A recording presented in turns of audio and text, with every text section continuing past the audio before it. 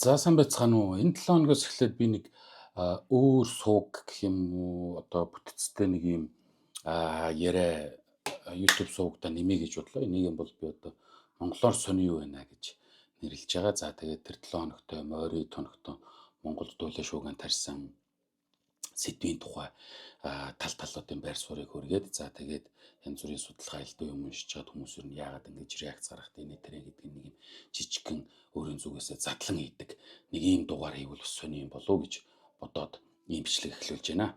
За энэ 7 хоногийн гол шууган бол мэдээ Чингис хааны алтан хөшөө байлаа те. За энийг бол нэлээд их шүүмж маргаан мэтгэлцэн өрнөлөө. За мэдээж одоо энийг барьсан байгуулсан хүмүүс бол тэр нэг төрлийн surprise болгож одоо шинэ нэгнийхээ өглөө ингэж гаргаж ирж олон нийтэд үзүүл таниулъя гэсэн нэг тийм PR-ын зорилго байсан болов уу гэж би дотроо харсан. За би бол хөвдөө энийг яаж мэдсэн бэ гэхээр манай нэг одоо Facebook-ийн найз бол одоо ингээ маргааш би төрийн золголтонд Чингис хаан музейд ингэж оролцохоор боллоо. Чингис хааны бас алтан хөшөө өдр нэх юм байна гэдгийг сонсчод над бас их сонирхолтой санагдаад хүүш одоо энэ төрийн золголтыг чинь тэгээд музейд хийх юм болж байна уу? Тийшээ одоо төрийн орд нүүцсэн юм уу гэсэн одоо нэг ёчтой маягаар комент үлдээсэн боловч гүү гинэ гэж. За тэр битсэн өрлөг өдр дээр нь бол одоо ингээд нэг золголт болно одоо ингээд хөшөөндөө ингэж хангалттай хүндэтгэл өдр үзүүлтэл одоо хоорондоо золгож болохгүй шүү. Тэрний дараа золгоно өдр гэсэн. За би бол ойлгохдоо одоо төрийн золголт болох юм байна гэж ойлгосон. За тэгээд төрийн золголт болсон үгүйг нь бол мэдэхгүй. Одоо мань мэдtiin тийм хар тэргүүнтэй энгийн хүмүүс бол одоо тэр биш яаж орж гарч мэдхэв тийм үү. За одоо болсон болоогүй нь бол тусдаа асуудал тийм үү. За болсон бол бас нэг жаахан эвгүй тийм төрийн золголтыг төрийн ордноос өөр газар мазар хийнэ гэж одоо болдог байсан юм уу одоо би мэдэхгүй. За нэг юм бас. За тэгээд бөө шүүган дэгцэн дээ. За тэвэж одоо яаж байгаа юм ээж байгаа юм уу болж байгаа юм уу нэтэр гэл. За тэгэл хүмүүс элдв юм айтер бол ингээл оруулаад ингээл гаргаж ирсэн. За олон нийтийн тавьсан гаргасан гол одоо юу гэдгийг шүүмж юу байсан бэ гэхээр нилээд хэдэн шүүмж байна гэж би ингэж хувьдаа түүж ойлголоо одоо ингээд сошиал медиа түүж байгаа шүү те. За нэгдүгürt бол хийцэн тухай асуудал гарч ирнэсэ ч одоо болж байгаа юм уу те одоо ингэ яагаад ингэж хийсэн юм бэ гэдэг тийм үү. За би ч гэсэн тэр маргаан мэтгэлцээнд бол оролцсон. За би бол хувьдаа ойлгохдоо бол тэр уран бүтээлч хүн нь бол ер нь уран бүтээлийг бол нэг юм өөрийгөө илэрхийлэл өдр гэж айгүйх ярьдаг юм байна лээ. Би бол үгүй ядаж тэгээ сонссон. За тэгээ тийм учраас одоо тэр царай төрхийг нэг ингэсэн тэгээ тэр нүд мүд бол нэг тийм их ширүүн тогшин ингээд тухмох нь хүрчээсэн нэг ийм байсан те. За энэ хийцийг бол хүмүүс нэлээ шөмжилж ийсэн. За дараагийн ээлжинд бол тэр нэг дээлийн тэр нэг өргөн бүс бол хитрхи өргөн гэдэг нэг юм корсет ч сонирн болчихжээ наадах чинь нарийнхан байдаг штэ 13 дугаар зууны дээл эдэр бол нэг юм байгаагүй штэ эдэр гэсэн нэг юм шүүмж байсан. За харцсан дээр бас нилээ яриа өрнөсөн тийм. Одоо ууртай гэдэг бол тустай хэрэг тийм үү. За тэр нэг харц бол нэг боломжгүй байна. Яагаад ингэж байгаа юм бэ эдэр гэдэг асуудал өрнөсөн. За дараагийн ээлжинд мэдээж тэр бүрсэн барьсан алтан дээр бол томоохон асуудлууд гаргаж ирсэн. Энд ч одоо юу юм тэгээд цул алт юм уу яадаг алт юу юм ханаасаа юм мөнгө төгрөг гаргах ч зөвхөн орсон алт мөнгөний тооцоогдол наадах чинь 30 хэдэн тэрбум төгрөг болчлоо нэ тэр яг тэр алт нь орсон уу тэ яг тэр алт нь орсон уу гэдэг ингээд нэг ийм шүүмжүүд өрнөсөн. За өөр одоо юу гэдэг ингээд багцлаад авах хуйцаар ийм шүүмж бол харьцангуй бага байсан болоо гэж бодсон. Яг мэдээж дөнгөж саяны сүүлийн хэлсэн дээр бол мэдээж л ойлог болсон нөгөө дарганаар мөнгө төгрөг ийдсэн гэсэн шүүмж явж байгаа шүү дээ тий. За ингэсэн. За тэнгууд тухайн үеийн телевизийн ярилцлага юмнууд дээр одоо эрх бүхий хүмүүс за тэгээ янз бүрийн эрхтэй тархтай хүмүүс бол тийм сүрсэн тайлбар, зөрүү тайлбар одоо тэрэн дээр хүмүүс хэлсэн комментэн дээр хариу тайлбарууд хэлж байсан. За жишээ нь бол одоо түрүүний ярьж байгаа шиг тэр харц хийц эдрийг бол одоо тэр одоо Чингис хааны тийм ирэмгий залуугийн тийм дүр төрхийг ингэж харуулж байгаа юм одоо юм шийдэмгий байгаа дүр төрх эдэр гэсэн санааг илэрхийлжсэн. За жишээ нь өнөөдөр өглөө бол игүүр дээр тэр баримлыг хийсэн болд гэдэг хүн бол ярьслага өгсөн юм уу эсвэл ярьснаас нь тэгж тоомлж утсан юм уу? Би бас ойлгосонгүй тэр хүн өдөр бол одоо ингэж залуу цагийнх нь ирэмгий дүр төрхийг гаргах гэж ийм дүр зураг гаргасан. За би бол одоо сүүлд орж ирсэн намайг орж ирэхэд бол аль хэзээний шийдвэр гарцсан. Алт малтар бүрх нь бол тогтоогдсон байсан учраас бид нар ингэж явсан юм аа гэсэн нэг юм яриад ер нь асуудлыг бол өөрөөсөө жаахан зайлуулж байгаа юм байна гэж би ойлгосон. За тэгээд одоо тэр царай дөрөх тэр бол мэдээж л одоо хүмүүс янз бүрийн юм ярихаас одоо үнэхээр тийм юм уу те. За мэдээж хүмүүсүүд бол Чингис хааны иш хүрэг гэдэг байх чинь тэрийг тавуулаад хийчихгүй. Юундаа ингэж хутлаа янз бүрийн дөрөх гэж зохиож идэв ингээд наадах чинь амттай дөрөв хүрэж байгаа гэдэг гэсэн иймэрхүү юмнуудыг ярьж байгаа. За Монгол банкны ерөнхийлөгч бол алтны хэмжээ гэсэн 7 кг алтаар бол бүрсэн. За тэгээд одоо юунд нь бол тамганд нь бол 100 кг алт орсон өдр гэсэн. За өөр нэг янз бүрийн тийм сайтуудын мэдээлэл эдрийг шалгахад бол алтны зөрөөтэй тоонууд явж илээ. Одоо тэд нар хаанаас авч хэлсэн бүү мэд. Жишээ нь одоо тамганд нэрээс кг алт орсон өдр гэдэг те. Тэгвэл одоо 1 кг алт нь хайчих чинь тийм үү. Ингээд нэг юм асуудлууд ингээд үсэх юм шиг л байна. Одоо мэдэхгүй. Тэр сайтууд дээр байгаа мэдээнүүд л тийм зөрөөтэй байгаа шүү. За энэ дээр бол мэдээж албаны янз бүрийн хүмүүс өдр бол нэг мөр явах те. За дараагийн тэр нөгөө ард иргэдийн маш их асуугаад байгаа. Үгүй наа чинь зүгээр алтныхаа мөнгийг та нар яриад байх юм. Наа хөшөө чи хэд болсон юм бэ? Хэдээр хийлгсэн юм бэ? Хэдэн жил хийсэн юм бэ? Тэрний зардал мөнгө юу болсон юм бэ? За Италид хийлгсэн гинэ, авчирсан гинэ. За тэгээд тээвэрлэлтийн зардал мардал юм болд юм уу? За тэрэн дээр бол хариулсан албан тушаалт янз бүрийн хүн бол ерөөсө гарч ирсэнгүй. Нэг юм асуудал гарч ирлээ те. За 3 дугаарт бол нэг сонирхолтой тайлбар явуулсан юу вэ гэхээр энэ бол татварын мөнгө биш ээ. Энэ бол одоо Монгол банкны Эрдэнэсийн сангийн сангаас гарч ирсэн ийм алт эргээд энэ хөшөөч Эрдэнэсийн сандаа бүртгэгдэж байгаа гэсэн нэг юм их гайхалтай тайлбар орж ирсэн. За Монгол банкны Эрдэнэсийн сан гэдэг бол одоо ингээ ард түмэн үзэж харж хянж болдгоо тэнд мөнгө төгрөг юу болж байгаа яаж байгааг бол мэдэж болдгоо юм байна. Ямар ч байсан энэ одоо дарга нарын хийсэн тайлбараас бол хувьдаа би тэгж ойлгож авсан. За та бүхэн ч гэсэн баг тэгж ойлгож авсан баг. Сонирхолтой нь харин нэг дарга энийг шийдэж зарцуулж болдго юм байна. Тийм юм байт юм шүү дээ. Монгол банкны Эрдэнэсийн сан гэдэг чинь ард түмэн бол мэдэж болохгүй мэн те. Та нарын татварын мөнгө шөө дугуй энэ алт бол яг л тоо ёсороо гарсан унц хэмжээ бүх юм байгаа. Буцаагаад энэ хөшөөгийн чинь одоо ингээд Эрдэнэсийн сандаа бүртгэж байгаа гэж хэлж байна. Гэхдээ Эрдэнэсийн сан гэхэлэр за 7 кг алтаар бүрсэн гэхэлэр ч одоо тэр дотор нь байгаа үлдсэн тэр 7 м өндөр хөшөөний одоо бодвол хүрэл мүрлэрэл цутгасан юм байлгүй дээ тий. Тэр мөр нь одоо хүрэл нь Эрдэнэсийн санд ордог юм шиг байна. Бодвол хүрэл одоо Эрдэнэс юм шиг байна тий. Манай 9 Эрдэнэт чинь нэр хүрэл гэж Эрдэнэ байдаг үлээ. За их үнэтэй материал юм шиг байна. Одоо би мэдэхгүй шүү дээ хүрэл гүшүүмшөө дор нь хийждэг учраас. За тэгээд ингээд нэг дарга бол шийдэж болдог. Ард түмэн бол харж хянаж ингэж болдоггүй нэг юм онцгой статустай юм байна. Бодвол тийм хуйлтай байж ижил тэр дарга цэрэгнэр бол одоо ийм зөрөгтэй олон нийтийн өмнө ингэж бардам мэдээлж байгаа болов гэж би бодож чинь. Би одоо хуйл мөлийг үзэж одоо үнэхээр амтсан шүү. Та нар мэддэг бол доор комментээр үлдээн үз.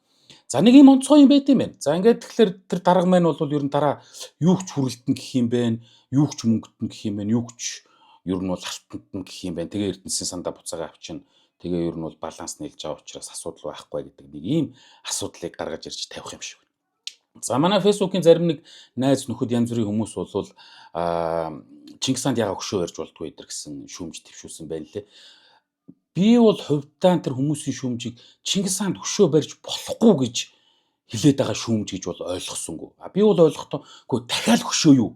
Буюу нөгөө алдартай андын хөшөөгөө бид нар чинь нэг юм төвхтэй одоо ой санамжтай болцсон энэ сүүлийн хэдэн жилийн засгаас болж те янз бүрийн хөшөө гардаг. За нохой нээлгийн таргууны 20 хэдэн хөшөө байдаг гэл хурдан морины хэдэн мянган хөшөө байдаг мэддэг ч гинэ. Үгүй одоо ингээд хөшөө бариад тэгээ яагаад байгаа юм бэ гэсэн санаа болохоос онцгой Чингис хаанд хөшөө барьчлаа гэж дургуутсаад байгаа тийм шүмж яваад байна гэж би бол үндсэндээ ойлгосонгүй те. Тэгж ойлгосон хүмүүс бол байхыг мэдээж үгүйсэхгүй шүү дээ. Энэ чинь бол хүмүүний ойлгох төвшөө өөр учраас. Мэдээж Чингис хаанд бол хөшөө барьж байгаа. Чингис хаанд бол алтан хөшөө байх. За тэгээд энийг бол шүтэж дээдлэх ингэх бол энд дургу монгол хүн гэж миний бодлоор бол бараг л байхгүй бах те. За яг Аз болж нөгөө албаны хүмүүс маань эдгээр эргэж тайлбар хийхдээ одоо Монгол уламжлалууга та нар дайрлаа майрлаа хужаагийн ирлээ зэдэр гэсэн тийм юм ярьсангүй ашгүй. За тийм юм л ярьж энэ нийгмийн хуваах байл гэж би жоохон яс гавталцаад байлаа. Тийм ярьсангүйг нь ботход нөгөө алдартай PR нөхөр энд бодвол ороогүй юм шиг байна. За тэр нөхөр ороод ирсэн бол тэгэл дор нь хужаа монголоор нь хувааж аваад хооронд нь хэрэлдүүлчихин л дээ тий. Тэгэхээр нэг тиймэрхүү комментууд гэдэг юм уу тиймэрхүү тайлбарууд яваагүй учраас миний ойлгож байгаагаар бол ер нь харьцангуй тэр нөхрийн ажил биш илүү ерөнхийлөгчийн тамгын газрынхны гардаж хийсэн. За тэгээ Чингис хаан музейтэй хамтарч хийсэн нэг юм ажил баг шүү. За хувьдаа бас миний нэг онцгойлж харсан нэг хүмүүсийн гаргаж байгаа реакшн бол одоо нөгөө сүрхий авраг нөхрийн тухай яриа байна лээ тий. Одоо архива өргөшн одоо ингээд гаргаа явуулсан байж одоо алтаар хэдэн мянган хэдэн 10 хөшөө хийгээд нүгэлчин цайрах өдр гэсэн нэг тиймэрхүү өгүүлэмж явж илээ. За тэгээд тэр нөгөө алтартай нөхрийн оролцоо өдр байгаа юм байна л гэж үзээд ах шиг байна те. Тийм учраас л одоо нийгмийн зарим нэг хэсэг бол тэрэнд дургу байгаа нь бол шууд илэрхийлж байгаа шиг байна. За магадгүй би одоо их өөрөө онцгойлж өдр харсан байх магадлал би одоо уучлаарай тэгсэн бол тийм үү. За нэг тиймэрхүү юм явж илээ те. Одоо ингээд нэг юм нэр муутай. За анханасаа нэг бүтэл элдв юм жаахан таарахгүй ихсэн юм нөхрөөр одоо олон түмний бахархал элдв юмд ингэж орооцолтуулж ингэж хийх ч одоо тэгээд бэлэг ёсныхоо хувьд болж байгаа юм уу гэдэг гэсэн нэг юм санаа авах шин. За мэдээж тэгээд энэ төслийг эхлүүлсэн хүмүүс одоо мэдээж хэлэхүүг байгаа. За түүнтэй адилхан одоо олон нийтэд ч гэсэн бас чинь бидний л бахархал бидний л үнэт зүйл учраас энэтэй холбоотойос ярих юм байна. За нэг ийм хоёр талын байр суурь хоорондоо ингээ харгалдаа так гэж явлаа. За тэгээд яагаад ер нь олон нийт ингэж иймэрхүү юм дээр ингэж янз бүрийн реакц хариулт гаргах юм бэ гэдгийг би бас янз бүрийн судалгаа байна ингээ сонирхож үзлээ. За гэтэл ер нь Монгол улсад ч биш юм байна. Ерөөсөө дэлхийд зөндөө олон жишээ байна. Хаа сайгүй л ер нь ийм нэг үндэснийхээ бахархал уламжлал ийм юм дээр бол хүмүүс хил ам хийдэг, их хэмзэг байдаг. Дандаа л ер нь яриа маргаан мэтгэлцээ өрөнд юм байна л да. Бид энэ 2 3 судалгааны өгүүлэл уншлаа. Тэрнээсээ одоо яагаад хүмүүс ингэж байдаг тухайг нь тайлбарлаж гэх юм уу ойлгосноо одоо та бүхэнд хэлж өгье. За нэгдүгээр хамгийн том шалтгаан бол ийм үндэсний өв уламжлал инээ тэрэ идэр гэдэг юм чинь бол ерөөсөө юу гэдэг юм бэ? Нийтийн зүйл байд юм байна. Гэтэл тий нэг дарга юм уу те нэг эргэтэн мэдлэлтэн ч юм уу мэдхгүй хин нэг нөхөр нь гарч ирээд би юм хийлээ би инглээ би та нарыг шүтэж мөргөж чадахгүй байхт чи ингэдэг болголоо би ингээ үндэсний бахархлыг сэрээлээ эдэргээ хэлэхлээр ард олон дургуцд юм. Гэхдээ чи юугаад бол солиороо донхсоод байгаа юм бэ? Чамтай чамгүй бид нар чи ингээд шүтээд мөргөөд те дээдлээд ингээ явж исэн штэ. Тэг чи одоо яах гээд байгаа? Бидэрт яахыг заах гээд байгаа юм уу? Яаж шүтгийг яаж мөргөхийг яаж үндэснийхаа тэ үзлийг гаргахыг яаж үндэсний бахархлаа дээдлэхийг заах гэдэг юм уу тэ гэсэн юм ярьдаг юм байна л да. За яг ийм юм бол энэ Чингис хааны хөшөөн дээр бол үнэхээр тохиолдож байна. Гүйгүй та нартай та наргүй барьсан бариагүй алтцсан алттаагүй бид нар шүтээ явж исэн шүү дээ. Тэгсэн чи одоо юу вэ энэ одоо тэ музейд оруулж тавингуудаа орж үз мөрөг ингэдгийн шүү тэгдгийн шүү тэ мөрөх гэж ирсэн үү сайн байна ингэж мөргөөрэй маа 20,000 төгрөг өгчих эдэргээд ингээд унахлаар гүг урд нь зүгээр шүтээ дээдлээд мөргөөд болоод явж исэн зүрх сэтгэлд нь байсан зүйлийг тэ хин нэгний юм болгож хин нэгний магадгүй пиарын ч юм уу стрийн ч юм уу мэдхгүй одоо тэ ажил хийсэн дүр зурагт ч юм уу аваачж оруулдаг за эргээд мөнгө төлж үзгэдэг за одоо ингээд яаж мөргөж сутгахын заадаг тэ цаас чинь өнөөдөр бол одоо музейд очиод нэг хоёр Япон гинэ нэг Монгол дэлгэмс 2 хүн ингээд мөргөж байгаа болтой нэг зураг сошиал медиа дээр явж илээ одоо ингэж мөргөж болох юм уу гаал бас бөөр болгож илээ гээд ингээд заагаад дэглээд эхлэхээр хүмүүс дургуцсан. Гэхдээ чи одоо би цагаан сараа яаж хийгээ чамаар заалах уу? Тэ? Гэхдээ би ууц яаж хүндгөө чамаар заалах уу? Би яаж хүүхдийн өсөнд хүргэн чамаар заалах уу? Чи миний соёо шүү дээ. Миний үнэт зүйл шүү дээ гэдэг нэг ийм дургуцал байдаг юм байна л да, тэ? За хоёрдугаарт мэдээж бүхнийг зарж үрж болохгүй гэдэг хэл ам гардаг юм байна. Гэхдээ мэдээж энэ аялал жуулчлалыг хөгжүүлдэг яг мөнгө төгрөг олгүй л яг. Гэхдээ зарж болдог юм гэж байна, зарж болдгүй юм гэж байна те. Заавал хэдүүлээ үндэснийхаа те одоо ийм хамгийн үнэтэйтэй ийм зүйлийг те мөнгө төгрөг болгож байгаа юм уу? Тэрэндээ тултлаа хэдүүлээ ядарч дордож тартагтаа тулчаад байгаа юм уу гэдэг асуудал явагддаг гэж шүү. За ийм юм бол ялангуяа тийм аялал жуулчлалтай холбоотой үндэснийхаа бахархлыг ийм аялал жуулчлалын бүтээгдэхүүн болгох гэж оролдох үед бол айгүйх гарч ирдэг гинэ. За гуравт нь бол нэг том юм гарч ирдэн бас манусын жишээтэй холбоотой зүйл болж хувилд юм байна. Янз бүрийн ингээд жуулч юм болж элдв хүмүүс ингээд үзээд ирэхлээр мэдээд мдээгүй эсвэл санаатай санамсаргүйгээр нөгөө үзмэр шүтээ элдв юмтай чи янз бүрээр харьцах тохиолдол гардаг юм байна. Тэ хүндэтгэлгүй харьцдаг, тэ янз бүрийн зураг хүрэг дарж оруулдаг, за эсвэл элдв юм хэлж барьж ингэж пост мост болгож оруулдаг. Энээс нь бол бөөм арга үүсдэг юм. Ийм жишээ чинь өвөр Монголд зөндөө үүссэн юм байна. Тэгээ өвөр Монголын одоо тэр сошиал медиа элдв юм дээр одоо тэр Чингис хааны нөгөө олон хөшөө элдв юмтай бол одоо янз бүрийн жуулчдууд яг голдуу хятад жуулчдал юм байна л да хөрхий. Ингээд янз бүрээр харьцдаг ингээд эргээд нөгөөх нь хоёр үндэстний хоорондын асуудал эдэр болдог маргаан мэтгэлцээнийг өрнүүлдэг нэг ийм юм болдог зүг зүгээрээс харилцаа ингэж эвддэг те ийм юм бас үүсдэг юм байх шүү. Өөрөөр хэлэх юм бол магадгүй тэр нөгөө шүүмж нь юу гэхээр гүг энэ хөшөөг энд бариагүй байсан бол ингэж хийгээгүй байсан бол ийм дүрхтэй хийгээгүй байсан бол ийм царай зүс гаргаагүй байсан бол энэ нөхөр миний бахархлыг миний үнэт зүйлийг ингэж одоо юу гэдэг нь доромжлох ч гэдэм үнд төлөвөөр харьцах ч гэдэм үү ингэх боломж гарахгүй байх байсан шүү дээ. Гэтэл ийм юм хийгээд ийм боломж гаргаад ингэ хэрэлдүүлээ маргуулад ингээд нэг ийм юм болгочлоо гэдэг нэг ийм маргаан мэтгэлцээ өрөнд юм байна. Тэгэхээр нэг ийм одоо нэг ийм гурван шалтгааныг би бол уншсан цөөхий дүүгүүлсэн бол одоо ингэж нэг багцалж гаргаж ирлээ. Мэдээж энэ тухай бол зөндөө олон өгүүл судалгаа байгаа.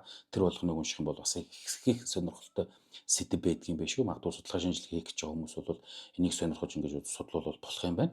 За тэгээ энэ ярианыхаа дүгнэлт болгоход бол нэг зүйлийг хэлье. Мэдээж ямар нэгэн юм хийн бүтээн гэдэг бол эргээд янз бүрийн үг хэл шүүмж заавал сонсно. Ерөөс тодорхой нийтийн албан тушаалтнууд бол одоо энэ дээр ингээл янз бүр бол ийм байна, эн чинь буруу байна гэж олон нийтийг тэ одоо ингээд юу гэдгийг хүмүүжүүлэх, сэхэрүүлэх, гэгэрүүлэх ялангуяа тэр хүнийх нь одоо тэ мэддэг, үндэснийх нь бахархал тэ чаддаг соёл уламжлалынх нь юмыг эн чинь ийм штэ, тэн чинь тийм штэ гэж ярих бол жаахан төвхтэй байдгийн байна. Харин ч эргээд худлаа яриад манай нутагт тэгвэл ингээд чи мэдэхгүй байна гэдэг хэрүүл ам тэмцэл улмал ийм нэг галыг өрддөг юм байна. Нэг юм болд юм байна. За тэгээд хоёрт бол хэлэх нэг зүйл бол за олон нийтийн хамгийн их мэдхийг хүсэж исэн нэг зүйл одоо болтол мэддэхгүй хэвээрээ үлдчихлээ. Тэр нь бол нөгөө өртөг мөнгө нийт болсон юм бэ. Яасан юм бэ? Окей наад за 107 ил алт орсон юм шиг байна тий. Ойролцоогоо 100 хэдэн ил алт орсны ч одоо ойлголоо мэдлээ. Тэр бол ингээ алуу болоогүй юм байна. За баярлалаа. Мөнгө төгрөг тэндээс идээгүй юм байна тий. Гэсэн юм хэлээд баг шүү.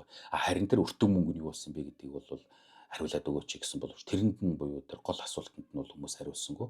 За харин хэрэгээр одоо муших гэж тий Чингис хаанд өшөө барилгуул яад яриачтай нэтрэ гэсэн өөр чиглэл рүү өдр хамт болох гэж оролцсон оролдлогууд бол мэрсэр гараад байгаа юм шиг нэг юм зүйл ажиглагдлаа. За тэгээ энэ бичлэг таалагдсан бол 7 хоног бүр юм уу за эсвэл сенсацтай сэдв гарах юм бол тэр бүрт ингэж уулзаж за яагаад иймэрхүү юм болоод байгаа яагаад ийм нийгмээс хариу үйлдэл гараад байгаа гэдэг судалгаа шинжилгээтэй ингэж уншиж холбоод тэр учир явдлыг ингэж нэг өөрийн маягаар задлан шинжилж та бүхэн таниулжээ. За мэдээж эсрэг тесрэг гэдэг юм уу хоёр талын хэдэн талын байдгийг байр суурийг аль болохоор эхлээд танилцуулна. За дараа нь хүмүүс яагаад ингэж явах вэ гэдэг тайлбарыг судалгааны үүднээс хийж оролдож байдаг. Нэг ийм бичлэг хэлүүлээ. За тэгээд дэмжижээвэл subscribe дарж одоо миний бичлэг цааш нь бас хуваалцаарай гэж хүсэх байна. Их баярлалаа.